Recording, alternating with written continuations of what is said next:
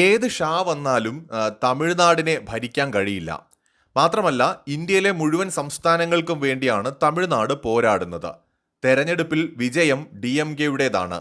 തമിഴ്നാട് എപ്പോഴും ഡൽഹിയുടെ നിയന്ത്രണത്തിന് പുറത്തായിരിക്കും. നമ്മുടെ സ്റ്റാലിൻ്റെ ഏറ്റവും ലേറ്റസ്റ്റ് ആയിട്ടുള്ള പ്രസംഗത്തിൽ അദ്ദേഹം പറഞ്ഞ കാര്യങ്ങളാണ്. വിഘടനവാദം അതിൻ്റെ പീക്ക് ലെവലിൽ എത്തി നിൽക്കുന്നു എന്ന് ഈ സ്റ്റേറ്റ്മെൻറ്റുകളിൽ നിന്ന് തന്നെ നമുക്ക് കാണാം. തമിഴ്നാട് ഡൽഹിയുടെ നിയന്ത്രണത്തിന് പുറത്തെന്ന് പറഞ്ഞു കഴിഞ്ഞാൽ തമിഴ്നാട് കേന്ദ്രത്തിന്റെ നിയന്ത്രണത്തിന് പുറത്താണ്. കുറച്ചും കൂടെ വ്യക്തമായി പറഞ്ഞാൽ കേന്ദ്രം എന്ന് നമ്മൾ പറയുന്നത് നമ്മുടെ ഇന്ത്യയെ തന്നെയാണ്. മൊത്തത്തിൽ ഇന്ത്യയുടെ ഗവൺമെന്റ് അല്ലെങ്കിൽ ഇന്ത്യയുടെ ഭരണ സംവിധാനത്തിന് പുറത്തായിരിക്കും തമിഴ്നാടെന്നാണ് ഇവിടെ സ്റ്റാലിൻ പറയുന്നത്. കേന്ദ്രം പറയുന്നതൊന്നും അനുസരിക്കില്ല. അദ്ദേഹത്തിന്റെ രാഷ്ട്രീയമായ സ്റ്റേറ്റ്മെന്റുകളാവാം, പക്കാ വിഘടനവാദമാകാം. ഇത് നമുക്ക് വേർതിരിച്ചെടുക്കാനൊന്നും പറ്റില്ല. പക്ഷേ ഇത് വിഘടനവാദം എന്ന നിലയിലേ നമുക്ക് കാണാൻ കഴിയൂ. എല്ലാ സംസ്ഥാനങ്ങൾക്കും വേണ്ടിയിട്ടാണ് അത്രേ തമിഴ്നാട് പോരാടുന്നത്. സത്യം എന്താണ്? ഇദ്ദേഹം ചെയ്തു കൂട്ടിയ കള്ളത്തരങ്ങൾ മറച്ചുവെക്കാൻ, അഴിമതി മറച്ചുവെക്കാൻ അദ്ദേഹം തമിഴ്നാട് എന്ന് പറയുന്ന ഒരു സംസ്ഥാനത്തിനെ കേന്ദ്രത്തിനെതിരായിട്ട് ഉപയോഗിക്കുകയാണ്. അദ്ദേഹത്തിന്റെ അധികാരത്തെ ദുർവിനിയോഗം ചെയ്തുകൊണ്ട്.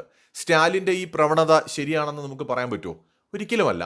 അദ്ദേഹത്തിന് എന്തെങ്കിലും തരത്തിലുള്ള അഭിപ്രായ ഭിന്നതകൾ ഉണ്ടെങ്കിൽ അത് പരിഹരിക്കാൻ ഒരുപാട് വഴികളുണ്ട്. ഈവൻ സുപ്രീം കോടതി അടക്കമുള്ള നമ്മുടെ ജനാധിപത്യ സംവിധാനത്തിൽ ഒരുപാട് മാർഗങ്ങളുണ്ട്. അപ്പോൾ ഇവിടെ അദ്ദേഹം ജനാധിപത്യ വിരുദ്ധമായിട്ട് ഒരു വിഘടനവാദത്തെയാണ് സ്വീകരിച്ചിരിക്കുന്നത്. എന്നെ അതിശയിപ്പിച്ച ഒരു കാര്യം, ഇപ്പോൾ നമ്മുടെ അന്താരാഷ്ട്ര മാധ്യമങ്ങളിൽ ഇന്ത്യ ബംഗ്ലാദേശ് അല്ലെങ്കിൽ ഇന്ത്യ പാകിസ്ഥാൻ ഇങ്ങനെയൊക്കെയുള്ള ടോപ്പിക്കുകളുമായി ബന്ധപ്പെട്ട് വരുന്ന വാർത്തകളുടെ കമൻറ്റ് ബോക്സിൽ ഞാൻ ഇപ്പോൾ സ്ഥിരമായി കാണുന്നതാണ് ജമ്മു കാശ്മീരിന് വേണ്ടിയിട്ടുള്ള ഐക്യദാർഢ്യം, മണിപ്പൂരിന് വേണ്ടിയിട്ടുള്ള ഐക്യദാർഢ്യം, കൂടെ കാശ്മീർ. ഷോക്കിംഗ് ആയിട്ട് ഒരു 2 ദിവസം മുമ്പ് ഞാനൊരു മാധ്യമത്തിന്റെ താഴെ വന്നൊരു കമന്റ് ബോക്സിൽ ഞാൻ എഴുതിയിരിക്കുന്ന കാണാം, തമിഴ്നാടിന് ഐക്യദാർഢ്യം പ്രഖ്യാപിച്ചിരിക്കുകയാണ് മോദി ഗവൺമെന്റിനെതിരായിട്ടുള്ള പോരാട്ടം കാരണം. അതായത് തമിഴ്നാട് ഇന്ത്യക്ക് പുറത്തു പോകണം, മണിപ്പൂർ പോകണം, കശ്മീർ പുറത്തു പോകണം, ഇവർക്കൊക്കെ സപ്പോർട്ട് കൊടുക്കുകയാണ്. കൂട്ടത്തിൽ ഇപ്പോൾ തമിഴ്നാട് കൂടി. അപ്പൊ ഈ വിഘടനവാദം, തമിഴ്നാട്ടിൽ നടക്കുന്ന ഈ വിഘടനവാദം അമേരിക്ക, ചൈന, പാകിസ്ഥാൻ ഇങ്ങനെയുള്ള എല്ലാ രാജ്യങ്ങളും കാണണം. അപ്പോൾ ഡീപ് സ്റ്റേറ്റിന് ഇതിൽ ഇൻട്രസ്റ്റ് ഉണ്ടാവും. അതുപോലെ ജോർജ് സോറസ് പോലെയുള്ള ആളുകൾക്ക് ഇതിൽ ഇൻട്രസ്റ്റ് ഉണ്ടാവും. ഇന്ത്യ വിരുദ്ധ ശക്തികൾക്ക്, ഖാലിസ്ഥാൻ വാദികൾക്ക്, പാക് ചാര സംഘടനയ്ക്ക്, പാകിസ്ഥാനിലെ തീവ്രവാദികൾക്ക്, പാകിസ്ഥാൻ പട്ടാളത്തിന്, ഭരണകൂടത്തിന്, ചൈനയ്ക്ക്, ചൈനീസ് കമ്മ്യൂണിസ്റ്റ് പാർട്ടിക്ക്, അതുപോലെ ചൈനയുടെ ഇന്റലിജൻസ് വിഭാഗങ്ങൾക്ക്, എന്തിന് തുർക്കി ഉൾപ്പെടെ സകല ഇന്ത്യ വിരുദ്ധ ചേരിയിലുള്ള ശക്തികൾക്കും തമിഴ്നാട് വിഷയത്തിൽ ഇപ്പോൾ താല്പര്യം കാണും. ഇതിനെ ആളിക്കത്തിക്കാൻ പറ്റുമോ? അവർ പണി തുടങ്ങിയിട്ടുണ്ടാവും.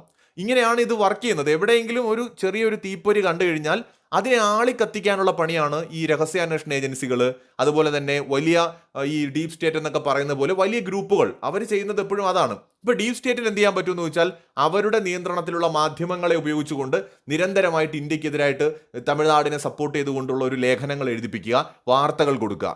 ഇവരുടെ നിയന്ത്രണത്തിലുള്ള സോഷ്യൽ മീഡിയയിൽ തമിഴ്നാട് അനുകൂലമായിട്ടുള്ള ഇന്ത്യ ഗവൺമെന്റിനെതിരായിട്ടുള്ള സോഷ്യൽ മീഡിയ ക്യാമ്പയിന് പരമാവധി സപ്പോർട്ട് കൊടുക്കുക. #ക്യാമ്പയിനുകളൊക്കെ വരില്ലേ, അതിനൊക്കെ സപ്പോർട്ട് കൊടുക്കുക. അത്തരം വാർത്തകൾ കൂടുതലായിട്ട് ആളുകളുടെ ശ്രദ്ധയിലേക്ക് ഇട്ടു കൊടുക്കുക. ഫേസ്ബുക്ക് അടക്കമുള്ള മാധ്യമങ്ങളെ ഇത്തരത്തിൽ ദുരുപയോഗം ചെയ്തിട്ടുണ്ട്. സോഷ്യൽ മീഡിയ മാധ്യമങ്ങളെ, പ്ലാറ്റ്ഫോമുകളെ. ഇത് നമ്മൾ മുമ്പ് കണ്ടതാണ്. കഴിഞ്ഞ 2024 തെരഞ്ഞെടുപ്പിനെ അട്ടിമറിക്കാൻ ഡീപ് സ്റ്റേറ്റ് ഫേസ്ബുക്ക്, ട്വിറ്റർ അടക്കമുള്ള പ്ലാറ്റ്ഫോമുകളെ ഉപയോഗിച്ചു എന്നതൊരു യാഥാർത്ഥ്യമാണ്. അപ്പോൾ ഇതെല്ലാവർക്കും അറിയാം, നമ്മൾ കണ്ടതാണ്. എന്ന് വെച്ചാൽ ഇന്ത്യക്കെതിരായ വാർത്തകൾ, കേന്ദ്ര സർക്കാരിനെതിരായ വാർത്തകൾ കൂടുതലായിട്ട് നമ്മുടെ ശ്രദ്ധയിലേക്ക് കൊണ്ടുവരും. എന്നിട്ട് മറുഭാഗത്തിനെ സപ്പോർട്ട് ചെയ്തുകൊണ്ടുള്ള വാർത്തകൾക്ക് വലിയ രീതിയിലുള്ള പ്രൊമോഷൻ കൊടുക്കുമ്പോൾ, ഇപ്പോൾ ഉദാഹരണത്തിന് രാഹുൽ ഗാന്ധിയൊക്കെ ഇടുന്ന വീഡിയോസിന് മില്യൺ കണക്കിന് വ്യൂസ് കിട്ടുമായിരുന്നു. മോദി ഒരു വീഡിയോ ഇട്ട് കഴിഞ്ഞാൽ വളരെ കുറച്ച് പേര് മാത്രമേ കാണൂ. മോദിയുടെ സബ്സ്ക്രൈബേഴ്സ് എത്രയാണ്? 25 മില്യണോളം ഉണ്ടായിരുന്നു. രാഹുൽ ഗാന്ധിക്ക് 4-5 മില്യൺ ഫോളോവേഴ്സ് ഉള്ള സമയത്താണ് യൂട്യൂബിൽ ഈ ഒരു പ്രതിഭാസം നമ്മൾ കണ്ടത്. അപ്പോൾ ഇതിന്റെ പിന്നിലൊക്കെ അജണ്ടയുണ്ട്. ഈ അജണ്ടയ്ക്ക് ഇപ്പോൾ ഒരു പ്രശ്നം ഉണ്ടായി കഴിഞ്ഞാൽ അതിനെ ആളിക്കത്തിക്കുക. മണിപ്പൂർ വിഷയത്തെ അത് ആളിക്കത്തിച്ചു. അപ്പോൾ പാകിസ്ഥാൻ ചാര സംഘടന ഉൾപ്പെടെ ഇതിനകത്ത് ആക്റ്റീവായിട്ട് ഇടപെടും. ഇനി സ്റ്റാലിൻ ഒന്ന് മനസ്സിലാക്കേണ്ടത്, ജമ്മു കാശ്മീർ എന്ന് പറയുന്നൊരു സംസ്ഥാനം നമുക്കുണ്ടായിരുന്നു. ഇന്ത്യയുടെ ഏറ്റവും പവർഫുൾ ആയിട്ടുള്ള ഒരു പ്രൈം മിനിസ്റ്റർ എന്നറിയപ്പെട്ടിരുന്ന ഇന്ദിരാഗാന്ധി വിചാരിച്ചിട്ടോ, അവരുടെ പിതാവ് ജവഹർലാൽ നെഹ്റു വിചാരിച്ചിട്ടോ, അവരുടെ മകൻ രാജീവ് ഗാന്ധി വിചാരിച്ചിട്ടോ, അവരുടെ മരുമകൾ സോണിയാഗാന്ധിയും കൊച്ചുമകൻ രാഹുൽ ഗാന്ധിയും വിചാരിച്ചിട്ടോ പോലും മാറ്റാൻ കഴിയാതിരുന്ന 370-ാം അനുച്ഛേദം എന്ന് പറയുന്ന ജമ്മു കാശ്മീരിലെ വകുപ്പ് എടുത്ത് കളഞ്ഞൊരു ചരിത്രവും പാരമ്പര്യവുമുള്ള ഒരു ഗവൺമെൻറ്റാണ് മോദി ഗവൺമെൻറ്. ഇന്ത്യയുടെ ഒരു ഭരണാധികാരികൾക്കും കഴിയാത്ത വിപ്ലവകരമായ തീരുമാനങ്ങൾ എടുക്കുകയും അത് നടപ്പിലാക്കുകയും ചെയ്തിട്ടുണ്ട് അവർ.